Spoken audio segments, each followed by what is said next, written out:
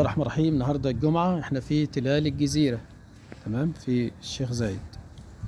لو انا عايز احافظ على النخل السيكس او اي نوعية نخل عندي، بس دي اسمها سيكس ولا اسمها لا ايه؟ لا السيكس اه خلينا دي السيكس. اه عايز احافظ على اي نوعية نخيل عندي يا اخوانا ضد حفارات الساق. حفارات الساق دي سوسة بتنخر في النخلة، خلاص، بطريقة ان هي بتقعد تنخر في الساق بتاعت النخلة لغاية ما تدخل في القلب، تلاقي كل اللحاء الداخلي خرج عندك، ومع الوقت تلاقي النخلة فجائيا ماتت. نعمل ايه؟ اولا ما نقلمش النخل خلال فترة الصيف خالص.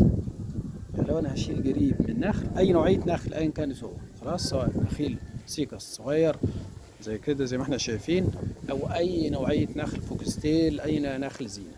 يعني لو انا عايز اقلم الجريد ده ما اشيلهوش في الصيف خالص، لان لما بشيل الجريد اللي فوق اللي انت شايفه ده اهو، اللي بيحصل ان العصارة دبور بتاع النخيل بيشمها على بعد اميال، فيجي يقعد ينخر لك في قلب النخلة يدمرها لك. طيب دي رقم واحد. رقم اتنين، لازم كل شهر من اول شهر 3 لغاية شهر 10 كل شهر ارش مسوميل اللي هو فينيرون. هتقولي هندسة ده اللي انت ذكرته سابقا هو بتاع الحلزون بتاع النجيلة؟ هقول لك اي نعم. المادتين دول هما اللي بيجيبوا حشرات بنسميها حشوفية الأجنحة، اللي من ضمنها من نفس الفصائل النطاطات والجراد. أقوى مادتين اتخلقوا في الكون مسوميل اللي هو فينيرون اندوكسكارب. عايز أحافظ على النخيل ما يتصابش عندي، يبقى لازم كل شهر رشة على الأقل المادتين دول مع بعض، وبتضاف عليهم حاجة اسمها خافض بي اتش عشان أمنع التوتر السطحي اللي بيحصل. الكمية احنا هنقول بالمعلقة الشاي والكلام ده عشان بنقربها، لأن مفيش حد عنده جرامات.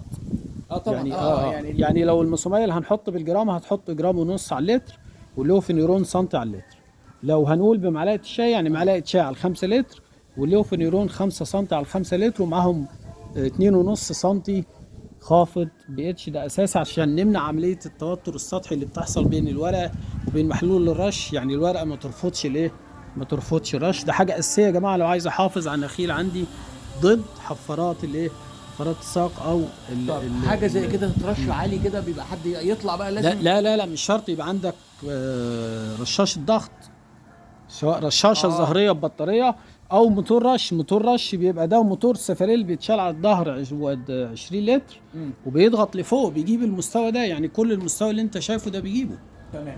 والمواد اللي حضرتك قلت عليها دي نخلطهم على بعض.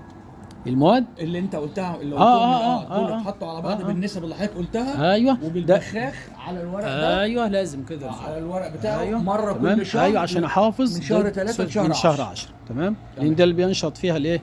دبور النخيل او سوسة النخيل.